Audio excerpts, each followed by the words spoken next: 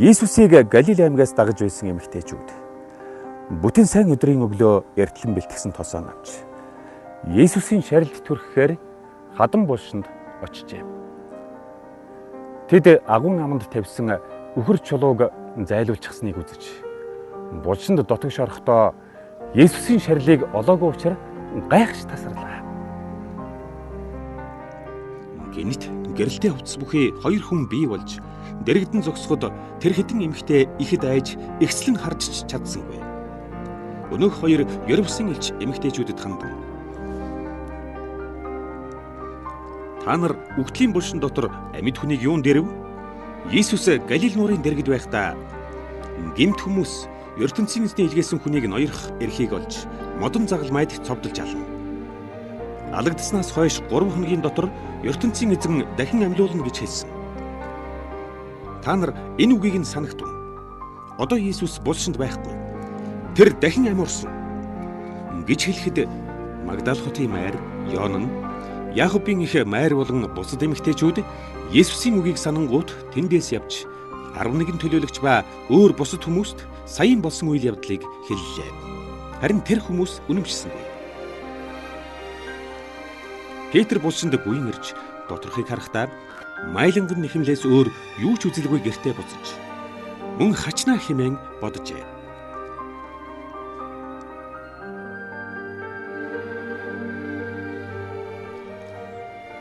Тэр өдөр Есүсийн хоёр дагалдагч, тэр хоёрын нэг нь Филипп гэдэг хүн байлаа. Ерүсалим хотоос 11 километрт байгаа Еммай тосгонд очиж саяын болсон үйл явдлыг ярилцаж байхад Есүс дэрэгд нь явж байсан боловч тэд таньсангүй. "Та нар юун тухай ярилцаж байна?" хэмээн Иесус асуухад тэр хоёр зогсож уруу дорой царайтай боллоо. Филипп түүнд хандан: "Та Ерүсалим хотод болсон үйл явдлыг мэдэхгүй ганц зочин уу?" гэлээ. "Юу болсон бэ?" гэж Иесус асуулаа.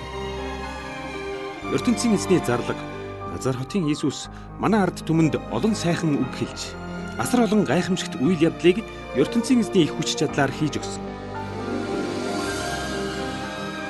Энэ хүн Израильчуудыг Ромын хаант улсын дарлалаас чөлөөлнө гэж би бодсон. Харин сүмийн зэрэгтнүүд болон нийгдээчүүдийн ахлагч нар түүнийг яллаж, модон загал майд цовдлуулж алуулаад эдвэ 3 хоногийн нүр үзэж байна.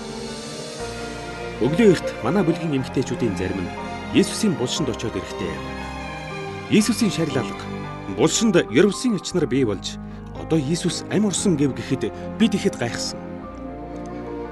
Бидний зарим нь тэр булшинд очиж харахтаа эмэгтэйчүүд үнэн ярьсныг мэдсэн боловч Иесусийг олж үзсэнгүй" гэж тэд ярьлаа. "Яасан усан тархитай амьтад вэ? Та хоёр ертөнцийн эзний зарлагуудын өн эртнээс бичсэн үгэнд өдий хүртэл итгээгүй байна.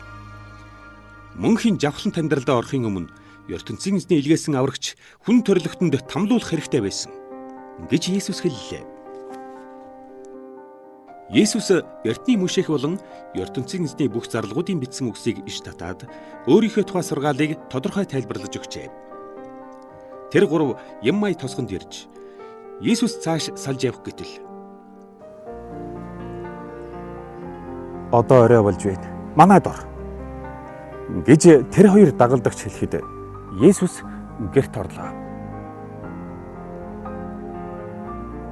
Хоол идэхэд Иесус талх авч ертөнцийн эзэнд талархлаа илэрхийлээд хувааж хоёр дагалдагчид өгөнгүүт тэд гэнэт Иесусыг танилаа. Тэр даруй Иесус алга болжээ. Замд Иесус ертөнцийн эзний сургаалыг тайлбарлаж өгч байхад үнэхээр сэтгэл хөдлөж байлаа шүү хэмээн тэр хоёр дагалдагч өөр хоорондоо өгүүлжээ. Удалгүй тэр хоёр Ерүсалим хотод буцаж очлоо.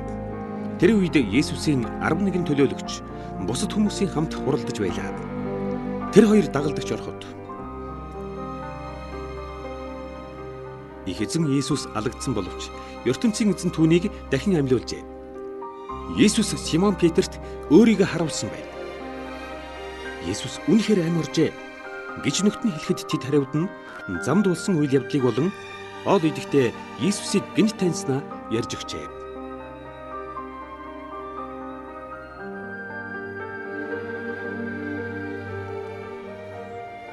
Гэнэт Есүс тэдний дунд бий болж мэдлэхэд бид чөтгөр үзэж байна гэж тэд бодоод их тайлаа. Та нар бүү айхтун, бүү эргэлзэхтун, миний гар хөлийг харахтун. Би өөрийн биеэр миний биеийг барь. Би бодтой шүү. Ямар ч муу ёрийн сүнс ийм бодтой биш гэж Есүс хэлж тэдэнд гар хөлөө үзүүллээ. Тэр үйл явдал дэндүү гайхамшигтай сайхан байсан учраас тэд мөн л итгэж ядан байлаа. Итгэх юм би юу гэж асуухтан тэд чансан загас өгч Есүс тэднийг харсаар байтал идлээ. Дээр үед Мөшех болон ертөнцийн эзний бус зарлгууд сургаалдаа миний тухай бичсэн. Бас ертөнцийн эзэнд өргөсөн дуулал номд миний тухай үгс бий. Тэр үгс бүгд биелнэ гэж би олон удаа та нарт хэлдэг байсан гэж Есүс ярьлаа. Есүс тэдэнд ертөнцийн эзний сургаалыг ярьж ертөнцийн эзний илгээсэн аврагч алагдах боловч 3 хоногийн дотор түүнийг дахин амьлуулна. Тэгээд хүмүүс энэ дэлхийн бүх улсад очиж та нар гим хийхэ болох хэрэгтэй. Тэгвэл Есүс Христийн хүчээр ертөнцийн эзний уучлалыг авна гэсэн үгийг тунхаглана гэж түүний сургаалд бичсэн учраас та нар үздсэн бүх үйл явдлаа тунхаглан зарлах хэрэгтэй. Эхлээд та нар энэ тухай Иерусалим хотод тунхаглаад дараа нь дэлхийн бүх улс орноор явж тунхаглан зарлахтун. Сонсохтун. Миний эцэг та нарт сайн юм өгөхөөр амласан. Би та нарт түүнийг өгье. Та нар түүнийг хүлээн авахдаа ертөнцийн эзний Ерүсийн их хүч чадалтай болно. Харин түүнийг хүлээн автлаа энэ Иерусалим хотдоо байх болно гэж хэлжээ. Есүс Битан хотод дагалдагчдыгаа дагуулan ирж гараа сунган өргөж тэдний төлөө ертөнцийн эзнээс сайн сайхныг хүсэн гуйгаад дээш тэнгэрт оджээ. Түүний төлөөлөгчд нь ихэд баяр жаргалтай болж Иерусалим хотод буцаж очоод хотын сүмийн хашаанд ирж ертөнцийн эзнийг ямагт хүндлэн магтдаг болжээ.